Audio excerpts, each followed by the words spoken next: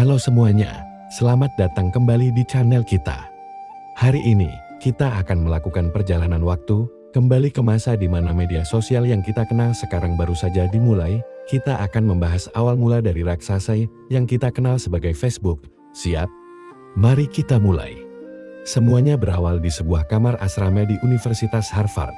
Pada tanggal 4 Februari tahun 2004, seorang mahasiswa bernama Mark Zuckerberg bersama teman-temannya Eduardo Saverin, Dustin Moskovitz, dan Chris Hugas meluncurkan sebuah situs web. Namanya bukan Facebook, tapi The Facebook. Awalnya, situs ini sangat eksklusif, hanya untuk mahasiswa Harvard. Tujuannya sederhana, membuat direktori online untuk menghubungkan mahasiswa di kampus. Konsep ini, meskipun sederhana, ternyata sangat jenius dan menjadi cikal bakal dari apa yang kita gunakan setiap hari sekarang. Berita tentang The Facebook menyebar lebih cepat dari api di padang rumput kering dalam waktu 24 jam setelah diluncurkan. Lebih dari 1.000 mahasiswa Harvard sudah mendaftar. Keberhasilan instan ini membuktikan bahwa ada kebutuhan besar untuk platform semacam ini. Mahasiswa bisa saling mencari, melihat teman sekelas mereka, dan merasa lebih terhubung dalam komunitas kampus yang besar. Ini adalah revolusi sosial dalam skala mikro yang akan segera meledak menjadi fenomena global. Melihat potensi besar ini, Zuckerberg dan timnya tidak menunggu lama. Hanya dalam beberapa bulan, mereka mulai memperluas jangkauan The Facebook. Dimulai dari universitas-universitas Ivy League lainnya seperti Yale, Columbia, dan kemudian ke Stanford. Setiap kali Facebook dibuka di kampus baru, sambutannya selalu luar biasa. Para mahasiswa di berbagai universitas ini dengan cepat mengadopsi platform tersebut. Ini adalah langkah strategis yang sangat cerdas. Dengan menargetkan komunitas yang padat dan saling terhubung seperti universitas, mereka memastikan pertumbuhan yang cepat dan organik.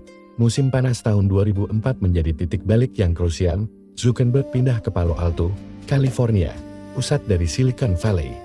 Langkah ini menandakan bahwa The Facebook bukan lagi sekadar proyek iseng mahasiswa, tetapi sebuah bisnis yang serius. Mereka mendapatkan investasi pertama mereka dari salah satu pendiri PayPal, Peter Thiel.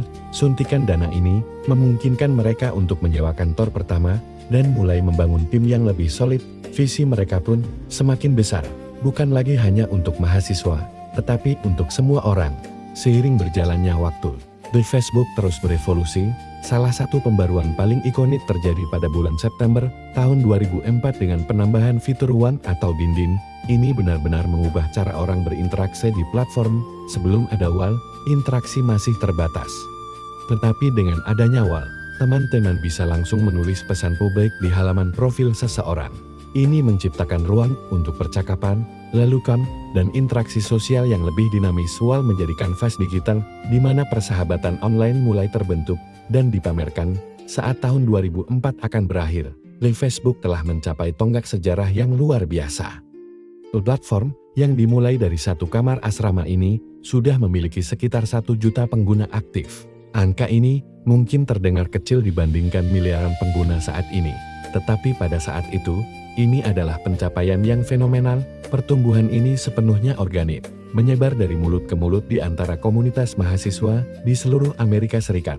Jelas sudah, dari Facebook bukan hanya tren sesaat, tetapi fondasi dari sebuah kerajaan digital yang akan mengubah dunia. Dari sinilah perjalanan Facebook menjadi semakin menarik. Pada tahun berikutnya, tahun 2005, mereka secara resmi menghapus dari namanya dan menjadi Facebook.com setelah membeli domain tersebut seharga $200.000. Mereka juga mulai memperkenalkan fitur Photos yang memungkinkan pengguna mengunggah album foto tanpa batas. Ini adalah sebuah game changer, karena platform lain pada saat itu seringkali membatasi jumlah foto yang bisa diunggah. Facebook menjadi tempat utama untuk berbagi kenangan visual. Ekspansi pun terus berlanjut, dari yang awalnya hanya untuk mahasiswa universitas. Facebook mulai membuka pendaftarannya untuk siswa sekolah menengah dan kemudian untuk jaringan perusahaan seperti Apple dan Microsoft. Setiap langkah ekspansi ini dilakukan dengan hati-hati untuk memastikan platform tetap terasa eksklusif dan aman. Sebelum akhirnya dibuka untuk siapa saja yang berusia di atas 13 tahun, pada tahun 2006, kisah awal Facebook ini adalah pelajaran tentang visi, eksekusi yang cepat, dan kemampuan untuk beradaptasi. Dimulai sebagai alat sederhana untuk menghubungkan mahasiswa di satu kampus, ia tumbuh menjadi platform global yang membentuk cara kita berkomunikasi, berbagi informasi, dan bahkan melihat dunia.